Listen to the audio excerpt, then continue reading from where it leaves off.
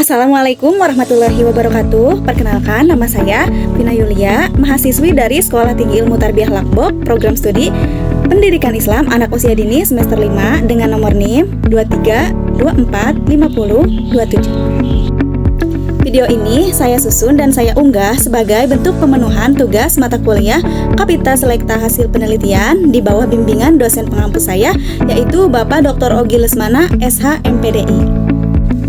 Pada kesempatan kali ini, saya akan memaparkan materi penting mengenai hasil penelitian seputar pola asuh kita atau pola asuh orang tua terhadap anak.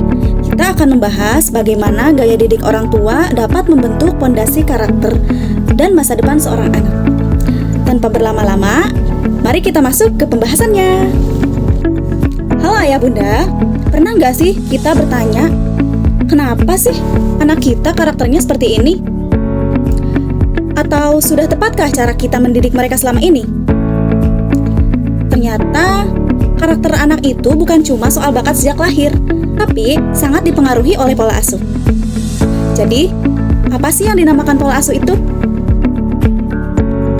Menurut Diana Baumrind, pola asuh atau parenting style adalah cara orang tua mengontrol, membimbing, menurut, dan mendampingi anak dalam menjalankan tugas perkembangan menuju kedewasaan yang didasarkan pada dua dimensi utama, yaitu tuntutan atau kontrol, dan yang kedua kehangatan atau responsivitas. Dari dimensi ini dapat diklasifikasikan menjadi tipe pola asuh utama. Yang pertama, pola asuh otoriter. Yang kedua, pola asuh otoritatif atau yang sering kita sebut pola asuh demokratif. Dan yang ketiga, pola asuh permisif yang kemudian dikembangkan menjadi 4 gaya termasuk pola asuh mengabaikan. Yang pertama adalah pola asuh otoriter. Ayah bunda mungkin sering mendengar kalimat seperti ini. Pokoknya harus nurut atau jangan banyak tanya, lakukan saja. Nah, di sini orang tua punya kendali penuh, aturannya ketat, komunikasinya satu arah, dan minim kehangatan. Dampaknya apa? Anak memang terlihat sangat disiplin, patuh di depan kita.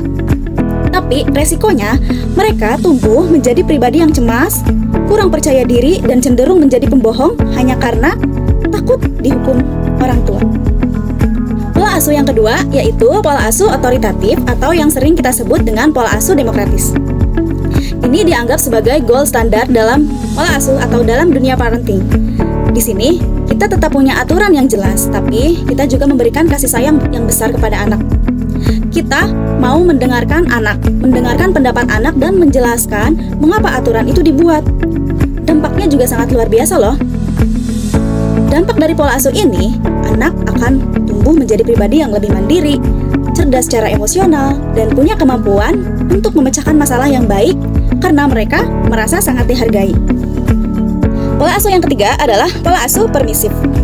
Nah, biasanya tipe orang tua yang biasanya menggunakan pola asuh permisif itu lebih sering memanjakan anak, tapi mereka enggan membuat batasan. Jadi mereka lebih suka, ibaratnya mereka lebih suka menjadi seorang teman daripada menjadi orang tua. Prinsipnya, asal anak senang, asal anak bahagia, asal anak happy. Namun, dampaknya bisa kurang baik di masa depan. Tanpa batasan yang jelas, anak akan sulit mengatur dirinya sendiri, cenderung impulsif, dan sering kesulitan saat mengikuti aturan di sekolah atau lingkungan kerja nantinya. Pola asuh yang terakhir yaitu pola asuh abai atau pola asuh tidak terlibat sama sekali.